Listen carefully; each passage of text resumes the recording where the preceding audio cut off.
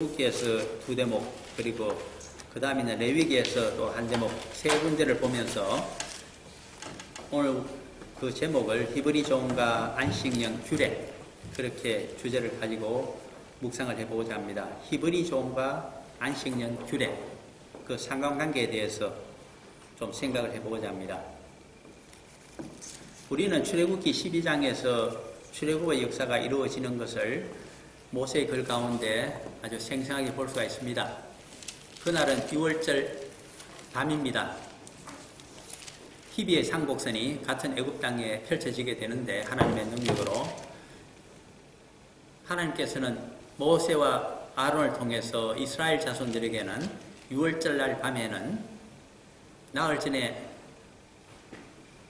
6월절 어린 양을 선택해서 두었다가 바로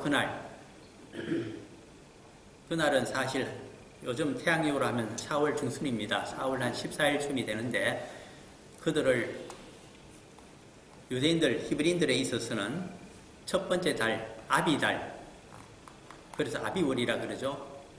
요새 말하면 정월로 삼고, 그리고 그날 14일이 되면 그 양을 잡아서 양의 피를 대문에 바르라고 그렇게 이야기해 줍니다. 그래서 우슬초 묶음을 가지고 그것을 바릅니다.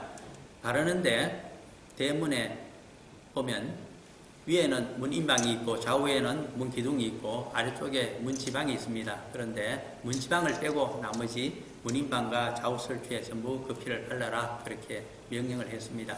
그 피를 바르게 되면 6월 첫날 그날 밤에 여호와 하나님께서 먼저 지나가십니다. 전체를 순찰하시고 그 뒤를 죽음의 천사들이 뒤를 따릅니다. 그런데 그 양의 피를 보게 되면 하나님께서 그 손으로, 전능하신 손으로 죽음의 천사가 못 들어가게 차폐시키고 쉴딩하죠. 막아버리겠다는 뜻입니다. 그렇게 되면 죽음을 면할 수가 있고 그 어린 양의 피가 없는 집에는 애굽 전체에 들어가십니다. 그래서 우리는 흔히 이스라엘 백성을 살리기 위해서 문에 칠을 했다고 그러는데 그것은 아닙니다. 경건한 애굽 사람들 그동안에 9차례나 재앙이 있었습니다. 그 와중에서 여호와 하나님, 이스라엘의 조상신인 줄 알았더니 여호와 하나님이야말로 애굽에 있는 어떤 신들보다도 더 강력한 창조주의 능력을 가지고 있는 신이라고 깨닫게 된 애굽 사람들이 있었습니다. 그들은 우박이 내릴 때에도 그들의 가축을 집 안으로 들임으로 해서 죽는 것을 면했던 그런 사람들이 있습니다. 이 사람들이 가만히 보니까 다음번에는 장자의 죽음과 가축의 초태생의 죽음이 이르게 되는데 예고가 있습니다. 피하는 방법을 이스라엘 사람들 자기들끼리만 공유하고 있습니다. 이렇게 보니까 양의 피를 발라주면 그날 살 수 있다는 겁니다. 그래서 두 가지 방법입니다. 하나는 그들처럼 양의 피를 발라주거나 또 하나는 좋은 이웃이 되어서 이스라엘 사람들이 그것을 발라놓은 집 안으로 들어가서 사정사정해서 그날 밤 같이 지내고자 하면 죽임을 면할 수가 있다는 뜻입니다. 그것이 이 하나님의 말씀 가운데 오픈해서 살 수 있는 방법이 됩니다. 그런데 이스라엘 백성들은 그래도 상당히 이기적입니다. 사람은 두 가지 이기성을 가지고 있는데 우리가 알지만은 개인적으로는 이기주의자가 있고 또 하나는 개인적으로는 아주 선한데 집단이 되게 되면 또 굉장히 이기적으로 변합니다. 그래서 누구는 책을 썼을 때 Moral Man and Immoral Society라는 그런 영어로 번역하면 그런 책인데 그런 걸 쓴 사람도 있습니다. 칼 포프인지 누군지는 제가 이름을 잊어먹었습니다만 그런 책을 썼는데 그 주제가 뭐냐 하니까 개인적으로 인간은 선량하고 착하지만은 집단이 되게 되면 제국주의도 하고 군국주의도 하고 이웃나라를 해치는데 아주 봉사헌신하게 되고 하는 동조 성향을 가지고 있다 하는 뜻입니다. 특히 일본에서 군국주의가 아주 심했을 때 그런 근성이 심합니다. 섬나라 근성이라 하는 것이 그렇게 폐쇄적이면서 자기들끼리 똘똘 뭉쳐가지고 다른 민족에 대해서는 아주 그렇게 억압과 강압으로 나오면서도 자국 내에서는 아주 인정어린 사회를 만들어 놓는 것이, 정직한 사회를 만들어 놓는 것이 바로 그겁니다. 그래서 그런 것을 연구를 했던 학자들은 이야기합니다. 조직론자들이 특별히 얘기하죠. 마피아 내에서도 얼마나 인정스럽고 의가, 정의가 넘치는 사회인지 모른다. 그런 이야기를 합니다. 마피아가 다 나쁜 것으로 생각하지만은 연구해본 결과 그것이 아니라고 합니다. 마피아가 자신들의 패밀리 인너스클에 들어가게 되면 엄청난 턱해가지고 서로 믿어주고 말 한마디면 모든 것이 해결되는 아름다운 사회가 거기 형성이 되어 있다는 뜻입니다. 그러므로 우리가 성경을 보거나 말씀을 볼 때 주의해야 됩니다. 인간의 인정, 인간의 의례, 인간의 끼리끼리 문화를 가지고 말씀을 함부로 해석해서는 안 됩니다. 냉철하게 인간이 무엇이란 것을 알아야만 됩니다. 그러므로 이기심, 이기주의, 집단 이기주의라고 하는 것은 나중에 성경에서 서민사상으로 발전이 되는데 그것은 서민만이 가지고 있는 근성이 아니고 모든 세상의 족속들이 다 갖고 있는 근성입니다. 누구의 구원을 가장 먼저 생각할까요? 사도 바울도 그렇게 로마서 9장, 10장에서 이야기합니다. 내가 이방인 사도로 충성하고 있지만은 한시도 나의 친척과 나의 고륙인 내 동족의 구원을 위해서 눈물로 하나님께 호소하지 아니한 적이 없다. 아버지 하나님 언제 저들을 구원하여 주시겠습니까? 주님의 계획은 무엇입니까? 그래서 11장 끝에 가게 되면 드디어 그 해답을 얻어냅니다. 깊도다 하나님의 지혜와 지식의 풍성하며 누가 먼저 드려서 그 갚으심을 받겠느냐? 자신의 모든 의문이 풀리게 됩니다. 내가 이방인 사도로 충성하는 것만큼 나의 기도를 아버지 하나님께서 귀 기울여 들어주시고 내 동족을 구원하여 주시는구나. 그래서 그 증거를 로마서 끝에 로마시에 있는 제국의 수도에 살고 있는 그 로마 시민들, 권력자들에게 아예 한 장을 원챕터를 할애해서 전부 보여줍니다. 그것이 로마서 우리가 알고 있는 16장의 기록입니다. 30여 명 가까이 되는 자신의 동력자들 가운데 상당히 많은 10% 이상입니다. 자신의 친척들로 구성이 되어 있다고 하는 것을 자랑스럽게 암묵적으로 보여주는 것이 로마서의 마지막을 장식하고 있습니다. 그런 것을 우리가 쭉 생각하게 됩니다. 어쨌든 12장에서는 어린 양의 피가 없는 애굽 땅에 있던 모든 가정에서는 장자, 바로의 아들 장자로부터 시작해서 천한 백성들의 장자 이르기까지 전부 하룻밤에 초상이 나고 말았습니다. 뿐입니까? 가축우리에서는 첫 새끼들이 전부 죽임을 당하고 말았습니다. 그 장면을 우리는 굉장히 유의해서 생각해야 됩니다. 선민들처럼 집단 이기적인 생각으로 우리는 하나님 믿는 언약의 백성들의 언약의 믿음의 조상을 가진 후손들이고 애굽 사람들은 창조주 하나님을 믿지 않고 여호와를 믿지 아니하고 그 말을 거절했기 때문에 그 대신에 그들이 섬기고 있는 신들이 많습니다. 고한국 시대를 보게 되면 그것은 하이집트 시대입니다. 나일 강변에 있는 그곳에서 그곳의 이름이 우리가 알고 있죠. 창세기 아마 39장 40장가 넘어서게 되면 거기 나옵니다. 바로 그곳의 제사장이며 권력 귀족의 가문의 이름이 나타나는데 그것이 바로 요셉의 처가가 되는 집안이 그곳의 제사장으로 봉해져 있습니다. 일본어로 따지게 되면 그것은 그 지역을 관할하고 있는 다이묘에 해당되는 영주에 해당되는 사람입니다.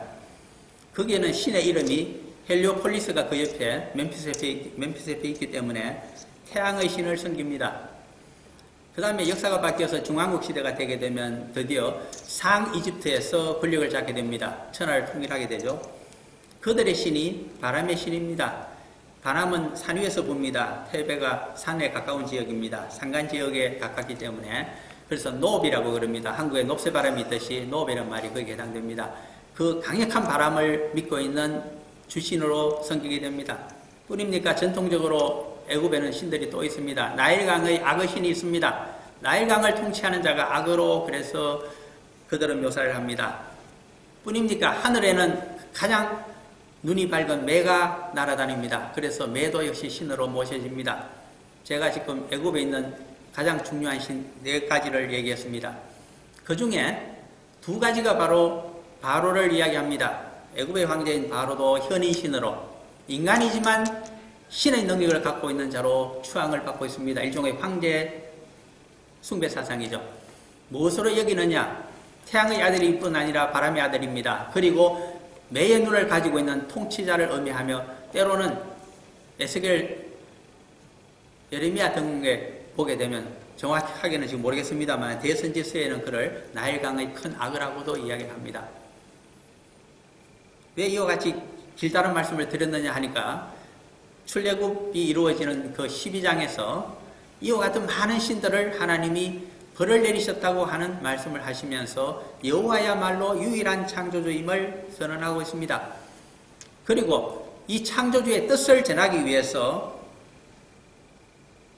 공의 하나님 입장에서 보게 되면 애굽 사람들에게 그 많은 신들보다 창조주가 가장 위대한 주권적인 신이라는 것을 각인시켜주기 위해서 그들의 장자와 말을 듣지 아니했기 때문에 가축까지 전부 죽여버리는 비극을 경험하게 되었다는 사실을 선언하고 있습니다. 그런데 우리가 한 가지 유의해서 생각해 보자고 한 점은 그겁니다.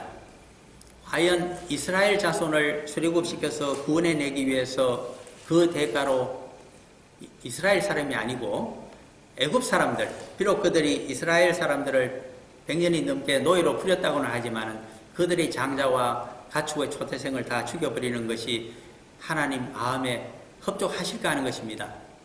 우리는 이기적인 생각으로 하게 되면 그 당연하다고 생각합니다. 서민들도 역사 가운데 그렇게 주장합니다. 유대교리는 그렇게 이야기합니다. 하나님 여호와는 이스라엘의 하나님이시고 그 여호와 하나님은 이스라엘만 구원하시고 야곱만 사랑하시고 에스를 미워하신다고 생각했습니다. 에스는 서민에서 갈라져 나간 이방인을 이야기합니다. 그것이 서민 사상이고 서민 우월 사상입니다. 이스라엘 사람만 가지고 있는 사상이 아닙니다. 한국 사람에게는 한국 민족의 우월성을 주장하는 논리가 있고 그러한 신화를 가지고 있습니다. 일본 사람 역시 마찬가지입니다. 그러므로 우리는 성경이 무엇을 이야기하는가를 마음을 열고서 깊이 묵상을 하고 생각을 해야 됩니다. 어쨌든 출애굽은 이루어졌습니다. 19장에 오게 되면 그러므로 이러한 잘못된 집단 이기적인 사고방식을 하나님이 얼마나 애굽 사람들을 장자를 치심으로 해서 가슴을 아파하셨던가를 가르쳐주기 시작하십니다. 그것을 가르쳐주기 위해서 사실은 13장에 가게 되면 출애굽에서 벌써 이야기합니다.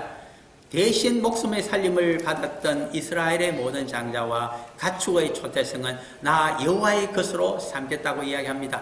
그것이 민수기로 가게 되면 12지파의 모든 장자가 다 여호와를 전심전력으로 기업을 경영하지 않고 섬기기에는 불가능한 일이기 때문에 그들 대신에 하나의 지파를 선택해서 하나님을 섬기도록 전업으로 주고자 합니다. 그들이 바로 레위인들이며 그들과의 사이에 속전으로 상계를 계산을 하고 있는 장면을 보게 됩니다.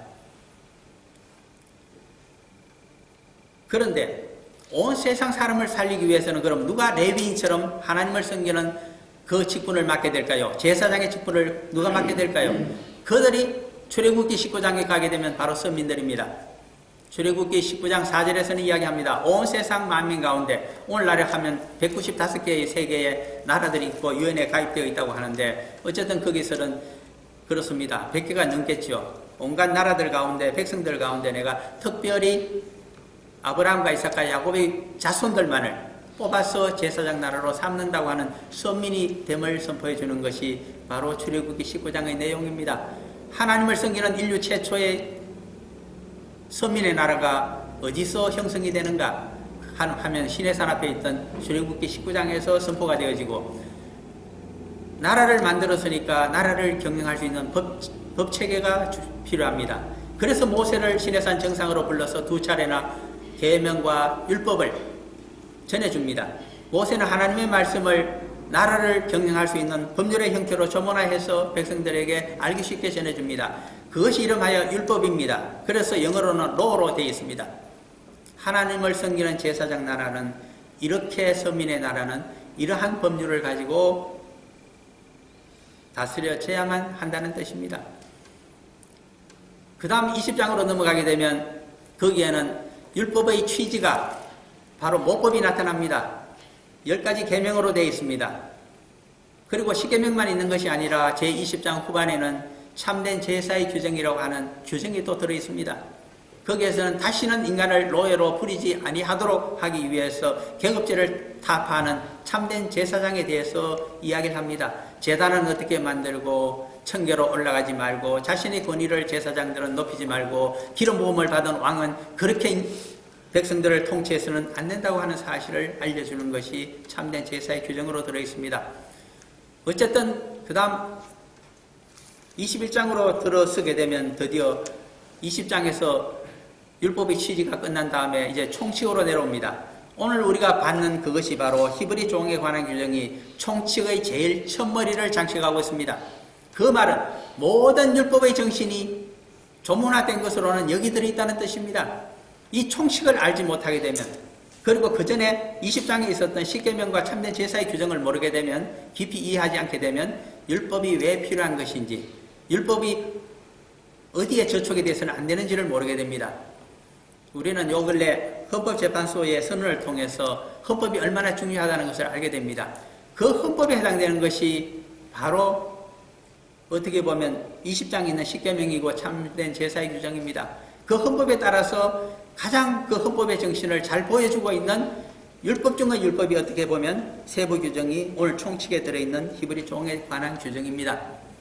그러므로 이 히브리 종에 관한 규정을 살펴봄으로써 율법이 무엇을 이야기하고 있는지를 다시 한번 점검해보자 하는 것이 오늘 함께 살펴볼 강해 설교의 사실은 주제가 됩니다. 히브리 종, 히브리인의 종, 히브리인 종, 좀 어색한 표현입니다. 출애굽을 했을 당시에는 히브리인들에게 종이 없었습니다. 상전도 없었습니다. 왜 없었을까요? 그것은 마치 1950년에 한국 동란이 일어나서 53년에 마쳤는데 3년 동안에 모든 것이 파괴가 되어버렸습니다. 남도 아니고 북도 아니고 다 파괴되었습니다. 모든 계급이 무너져 버렸습니다. 시골에서 무슨 살이를 하던 사람이 쫄병으로 끌려가서 군에서 복무를 했는데 거기서 집단 생활과 군에 대한 요령을 빨리 터득했습니다. 그가 이제는 장교들이 많이 죽기 때문에 하사관이 됐다가 나중에는 간부 후보생이 되어서 장교가 되었습니다. 전쟁에서 혁혁한 공을 세움으로 해서 별자리까지 올라간 사람들이 많습니다. 이것이 전쟁입니다. 전쟁을 경험하게 되면 모든 것이 무너지고 새로운 질서가 탄생합니다. 종과 상전이 사라지는 것이 전쟁입니다. 그래서 1960년대부터 시작되었던 한국의 한강의 기적 경제개발 조국근대화 산업근대화를 두고서 서구의 학자들이 연구를 했습니다. 그 결과 그 출발점이 어디 있었던가를 그들은 사회학적인 관점에서 한마디로 요약합니다. 한국의 경제개발의 저력은 어디서 왔는가? 두 가지라고 이야기합니다. 첫째 하나는 해방 이후에 얼마나 그들이 교육에 힘을 썼던가. 교육을 통한 평준화. 모든 사람은 양반 상놈 구분 없이 교육만 받아서 능력을 갖추게 되면 누구나 기회를 잡을 수 있고 신분이 상승될 수 있다는 그러한 기회의 땅이 바로 한국이었다고 설명합니다. 두 번째가 무엇일까요? 지주와 모든 자본가가 무너진 것이 한국 동란을 통해서라고 합니다. 모두가 평준화되어 버렸습니다. 모두가 평등하게 변하고 말았습니다. 그러므로 새로운 제도가 들어가서 역동적인 삶을 영위할 수 있는 시대가 비로소 한국 전쟁을 통해서 형성이 되었다고 합니다. 평등하다는 것, 출발선에 다시 섰다는 것, 그것은 새로운 시대를 향하여 나아갈 수 있는 기틀이 되어집니다. 그런 측면에서 히브리 종을 우리가 생각해 봐야 됩니다. 출애굽했을 당시에 이스라엘 사람들에게 종이 있었던가? 없습니다. 평등한 사회, 새로운 하나님을 섬기는 신정국가를 건설할 수 있는 토대가 마련이 되었다는 이야기입니다. 그런데 종이 생겨나기를 시작합니다. 두세 가지 이유 때문에 생겨납니다. 그 이유를 오늘 말씀 가운데서 좀 찾아봐야 될 것 같습니다. 첫 번째, 어디에 종이 나타나게 되는 구절이 있을까요? 첫째는 채무 채권 관계 때문에 발생하게 됩니다.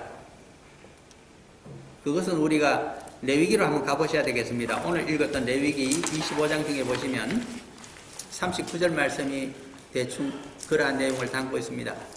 레위기 25장 39절. 다시 한번 읽어볼까요? 천천히. 너와 함께 있는 너 형제가 가난하게 되어 너의 몸이 팔리거든 너는 그를 종으로 부리지 말고. 아멘. 가난하게 되어서 먹고 살 방도가 없어졌습니다. 그때는 몸을 종으로 팔고 의식주를 해결해야만 됩니다. 이것이 어떻게 보면 채권 채무 관계가 바로 종을 만들어내는 빌미가 된다는 것입니다. 두 번째는 도둑질을 했다가 변상하지 못하게 되면 종이 되어집니다. 그 부분에 대해서는 오늘 같은 출애굽기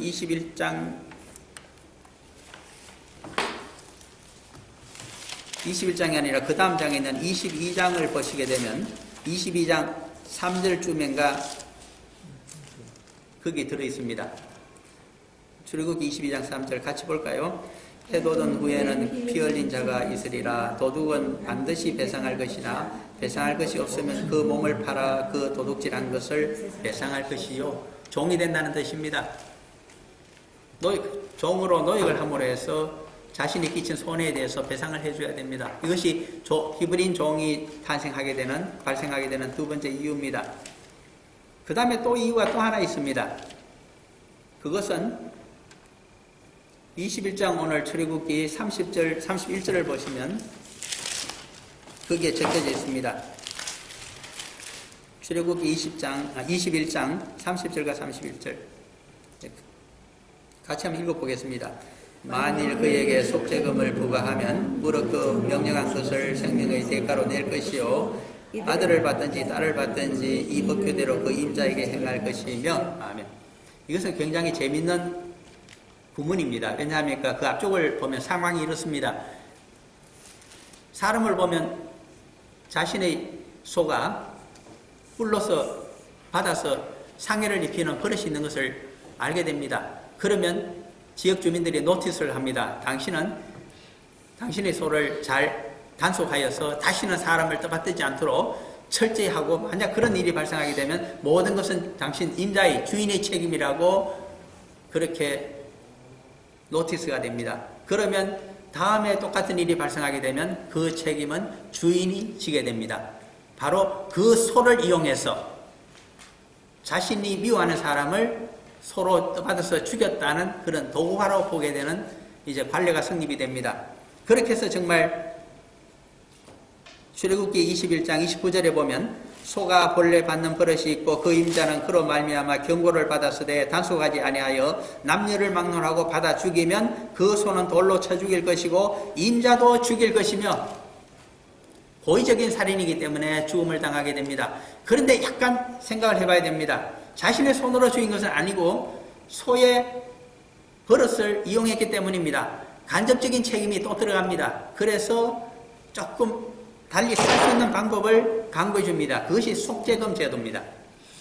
그래서 30절에 만일 그에게 속죄금을 부과하면 죽은 사람 배상 받아봐야 뭐 하겠습니까? 그러니까 차라리 그 상대방 주인을 죽여봐야 내게 이득이 없으니까 돈으로 주시오라고 요구하는 경우에 그 명령한 것을 생명의 대가로 낼 텐데, 그러나 그 돈보다 그 집안에 보니까 더 중요한 것이 있습니다. 우리 집안에 꼭 필요한 것이 그 집에 있습니다.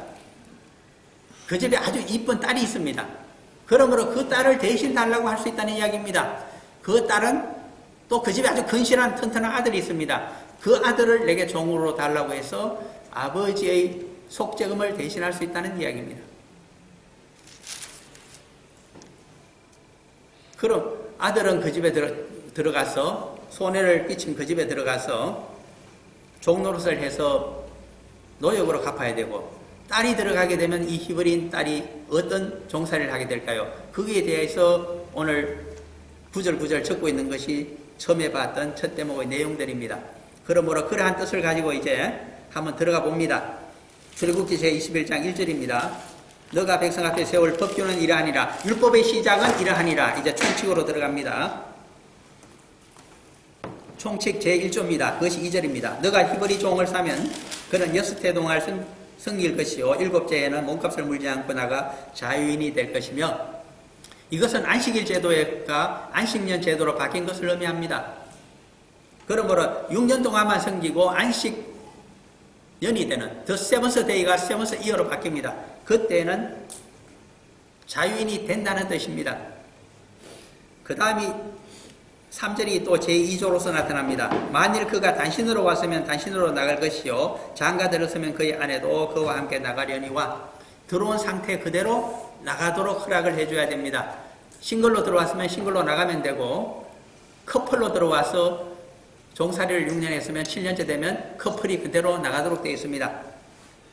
그 다음에 종살이를 하는 동안에 생긴 변화에 대해서는 어떻게 할까요? 그것이 4절에 나 있는 제3조입니다. 만일 상전이 그에게 아내를 주어 그의 아내가 아들이나 딸을 낳았으면 그의 아내와 그의 자식들은 상전에게 속할 것이요 그는 단신으로 나갈 것이로되. 이 대목이 사실은 창세기로 가게 되면 30장, 31장과 관련이 되어지는 율법이 여기 들어있습니다. 이 율법은 어떻게 보면 창세기를 참고하게 되면 바로 야곱의 시대입니다. 족장 시대를 참고하게 되면 이미 유목민 사회에서 목축 고대 사회에서 통용이 되어지던 관습을 반영하고 있는 것으로 보입니다. 야곱이 외삼촌이자 장인인 라반의 집을 탈출할 때에 굉장히 걱정을 합니다. 야반 도주를 하게 되는 주 이유는 맞아 죽을까 겁도 났지만은 발각이 되어지게 되면 단신으로 외삼촌 집에 몸을 의탁한 마치 종과 같이 머슴살이를 했던 야곱이기 때문에 그동안에 받게 된 두 아내, 두 첩, 그들의 소생 11명에 대해서는 전부 두고 나가야 되는 비극이 발생하게 됩니다. 그러므로 도망을 치게 됩니다. 그가 나중에 갈멜살 쪽입니까? 갈멜이 아니고 저쪽에 길라 쪽입니까? 거기서 거의 다다르게 되었을 때, 이제 추격을 당했을 때, 그때 라반이 하는 이야기가 있습니다. 이 모든 것들은 다 내 것이거니와 야곱만 빼고는 다 자기 것이라고 이야기합니다. 그것은 고대 사회에 이러한 풍습이 있었음을 우리에게 가르쳐주고 있는 장면들입니다. 이것은 오늘날 우리가 보게 되면 불합리한 겁니다. 인간의 생각은 항상 미래를 향해서 불합리한성 고치고자 합니다. 어떻게 고쳤을까요, 율법을? 그것을 보기 위해서 사실은 세 번째 대목으로 레위기 25장을 보고자 했던 겁니다. 이 대목을 개선하고 있는 레위기 25장에 가셔서 한번 보시기를 바랍니다.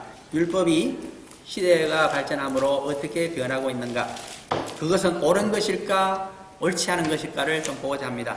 레위기 25장 39절입니다. 너와 함께 있는 너 형제가 가난하게 되어 너의 몸이 팔리거든 너는 그를 종으로 부리지 말고, 40절 품꾼이나 동거인과 같이 함께 있게 하여 희년까지 너를 섬기게 하라. 희년 50년째를 의미합니다. 나중에 좀 생각해 보고자 합니다. 41절 이렇게 바꾸는 이유가 그때는 그와 그의 자녀가 함께 너에게서 떠나 그의 가족과 그의 조상의 기업으로 돌아가게 하라.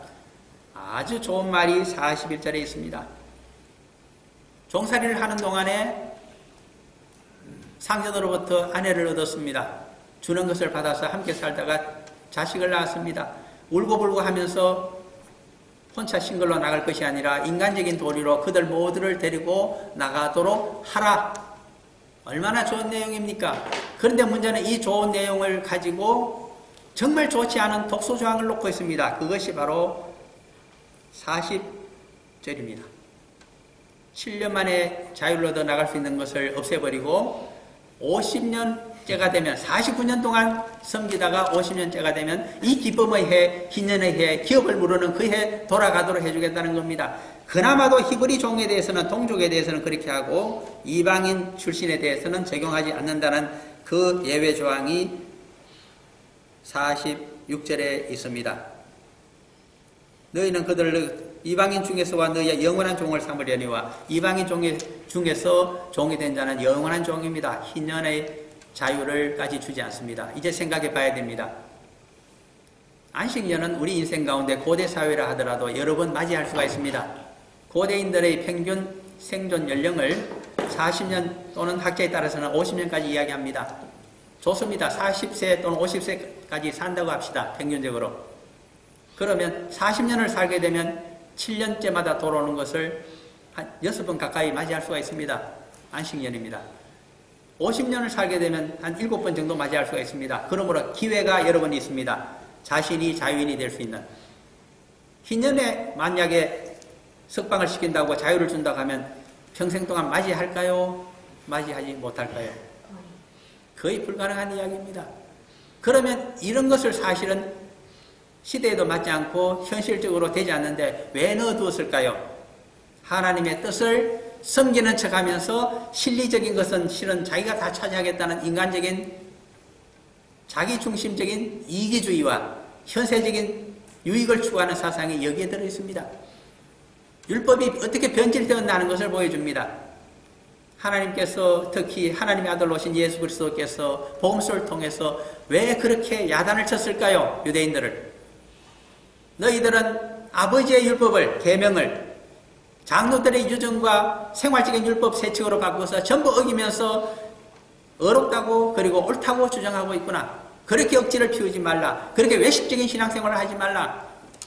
손바닥으로 하늘 가리기라고 이야기하고 있습니다. 사람의 마음속 탐심 모든 것을 보고 계신 하나님께 어떻게 그렇게 법체계로서 법을 변절시키고 왜곡시키고 이혈령 비혈령 코에 그면 코걸이, 귀에 그면 귀걸이로 아전인 수격으로 만들어서 그것으로 하나님을 섬기고 있으니 얼마나 잘못되었느니까. 구원의 길에서 멀다고 합니다. 이사야 선지자의 말을 가지고 와서 하나님을 섬기는 척하면서 너희들의 마음과 섬김의 자세는 한참 마음이 하나님을 떠나 있다고 그렇게 일침을 가하시는 것이 우리 주님의 지적이십니다. 그것이 바로 율법의 변질. 멀지도 않습니다. 출애굽기 있던 내용이 바로 다음 레위기에 가서 변화가 되고 있습니다. 기가 막힌 노릇입니다. 그러므로 우리는 생각해 봐야 됩니다. 초대교회의 사도와 제자들이 예수 그리스도의 교훈과 일생과 그 부활의 사건을 가지고 얼마나 말씀을 전심전력으로 순수하게 전하기 위해서 목숨까지 내놓았습니다. 그리고 많은 순교자들이 피 위해서 오늘날 한국 현대교회가 풍성하게 되었습니다. 그랬더니 어떠한 변질이 발생하고 있습니까? 혹시 히브리 종을 7년 만에 해방을 시켜주라고 했는데 50년 만에 해방시켜주겠다고 그렇게 엉터리 조항을 만들어서 교회를 운영하고 우리 성도의 삶을 살아가고 있지는 않을까요? 손바닥으로 하늘을 가리는 그러한 변질을 이 율법 가운데서 보면서 그것을 생각하면서 히브리 종에 관한 규정을 다시 한번 생각해 보라고 우리들을 비춰보라고 하는 말씀이 들어있다고 생각이 되어집니다.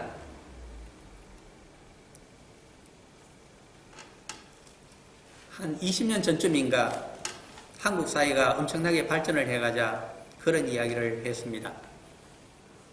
옛날 유럽 사람들이 아메리카로 많이 건너갔습니다. 그들은 모두 기회의 땅이라고 이야기했습니다. 저 넓은 아메리카 대륙으로 건너가게 되면 유럽에서 누려보지 못한 새로운 기회를 포착할 수 있기 때문에 정말 많이들 꿈을 가지고 아메리칸 드림을 가지고 유럽인들이 먼저 건너갔습니다. 세월이 지나자 동양에서들 또 아시안들이 많이 미국으로 들어갔습니다. 그때도 아메리칸 드림은 있었습니다. 그러나 60년대 70년대가 지나면서 아메리칸 드림이란 말은 사라져버리고 말았습니다. 대신 한국 땅으로 들어오기 땅으로 많은 우리 연변 동포들이 들어오면서 코리안 드림을 부르짖기를 시작했습니다. 뿐입니까? 3D 산업을 중심으로 해서 한국 사람들이 이제 좀 살게 되었다고 3D 산업에 종사를 하려고 하자 많은 아시아에 있던 특히 서남아시아 사람들이 한국으로 들어왔습니다. 그 일을 하면서 코리안 드림을 이야기했습니다. 뿐입니까? 탈북이 시작되어 몇천 명이 내려왔을 때까지만 해도 코리안 드림을 북한에서 내려온 사람들이 이야기했습니다. 그러나 오늘날 현대 상태에서 코리안 드림을 이야기할 수 있을까요? 없습니다. 한국이 기회의 땅일까요? No, absolutely 아닙니다. 한국에서 자기 꿈을 펼칠 수가 있을까요? 아닙니다. 그래서 사라져버린 속담이 하나 있습니다. 개천에서 용이 난다는 소리는 제가 어렸을 때 대학 다닐 때 엄청나게 들었던 이야기입니다. 저도 개천에서 용이 나듯이 한번 해보자고 죽기 살기로 공부했던 사람 중에 한 사람이기 때문에 왜 체험적으로 얘기할 수 없겠습니까? 그러나 오늘날 과연 한국에서 개천에서 용이 날까요? 턱도 없는 이야기입니다. 처갓떡을 보지 못하면, 혼인떡을 보지 못하면, 재벌과 연관이 되지 못하면, 그리고 권세자와 손을 잡지 못하면 아무것도 될 수 없는 땅이 한국 땅입니다. 이것이 선진화되고 조직화되어 버린 참상을 이야기해 줍니다. 선진화되면 좋은 줄 아십니까? 사회가 조직화되어 버립니다. 수십 개의 패밀리가 정계와 관계와 재계를 통치하고 있는 사회가 바로 그런 사회입니다. 일본이 기회의 땅일까요? 일본이 모든 것이 조직화되어 버린 지가 수십 년 전에 이루어진 사회입니다. 한국도 그렇게 되어버리고 말았습니다. 그러므로 기회가 없는 땅입니다. 죽은 시인의 사회라고 얘기하듯이 죽어버린 사회입니다. 활력이 있을까요? 동력이 있을까요? 에너지가 있을까요? 새로운 창의력이 나타날까요? 없습니다. 고여 있는데 섞기만 할 뿐 무엇이 거기서 흘러내리며 새로운 생명이 움틀 수가 있겠습니까? 그럴 때 올 수 있는 비극이 하나 있습니다. 전쟁입니다. 새로운 평등과 새로운 개간이 있을 따름입니다. 저는 그래서 그것을 말씀 가운데 두려워합니다. 한국을 어떻게 하면 다시 새로운 마음으로 기경을 할 수 있을 것인가? 이대로 흘러가게 되면 하나님은 어떤 방법을 사용하실 것인가? 그 처참한 미래를 이사야처럼 내다보면서 우리는 메시아에게 무엇을 기도해야 될 것인가? 그것이 히브리 종을 율법의 시작을 바라보면서 마음 한켠으로 착잡해지기 시작합니다. 그러므로 우리는 이 말씀을 생각하면서 기도해야 됩니다. 다시 한번 못 살았던 그때를 생각하며 우리의 허리띠를 다시 줄라매야 됩니다. 2만 불이 소득이 만불로 내려가는 것은 좋습니다. 그러나 그것은 1000불, 2000불, 3000불 때를 살아가던 그때를 생각하지 않는다면 만불 시대를, 추락한 시대를 살아갈 수 없습니다. 2만불 시대를 계속 바라보고 있게 되면 우리가 통일을 한다고 해도 우리 한국 백성들은 갈등과 혼란의 덩어리가 될 것입니다.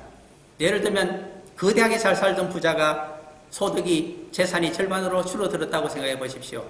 생존할 가능성이 있겠습니까? 옛날 생각하면 못 삽니다. 자살밖에 선택할 것이 없습니다. 그러므로 옛날 못 살았던 그때, 함께 출애굽했던 그때 그 초심으로 돌아가야만 합니다. 누가 누구를 종으로 삼는다는 이야기입니까? 하나님께서는 반대하십니다. 7년 만에 모든 제도를 없이하라. 하나님의 명령입니다. 왜 평생 동안 흰년에 하나님의 기쁜 소식을 해준다고 그때로 밀어버리고 전혀 해주지를 않는 그런 막힌 사회, 기회가 없는 사회, 희망이 없는 사회, 그것을 계속 고집하게 될까요? 가진 것을 끝까지 나누려고 하지 않습니다. 너는 죽어도 나는 살겠다고 하는 이기심으로 똘똘 뭉쳐 있습니다. 교회가 그러합니다. 기독교인들이 그러합니다. 성도가 그러합니다. 그런 사회를 보고 하나님께서는 모든 것을 뒤집어 버리려고 하실 것입니다. 저는 그것이 두렵다는 뜻입니다. 그러므로 풍요로운 사회에서도 사도 바울처럼 사고를 해야 됩니다. 내가 빈해체할 줄도 알고 부해체할 줄도 알아야 됩니다. 모든 것을 내려놓고 이방인 사도로 떠나가는 그 심정으로 한국을 바라보고 다음 시대를 향해 나가야 됩니다. 그런 마음가짐이 없으면 이 말씀을, 율법을 왜곡하고 집단 이기심과 그리고 현세적인 축복만을 바라며 모든 것이 자신만이 소유하며 남에게는 기회를 주지 아니하는 그러한 엄청난 잘못을 계속 가지고 살아갈 것입니다. 이 말씀이 그렇게 회개하는 심정으로 한국을 살리는 새로운 말씀으로 깨달음으로 다가오기를 간절히 바라면서 저의 설교를 마치겠습니다. 잠깐 기도하고 마칩니다.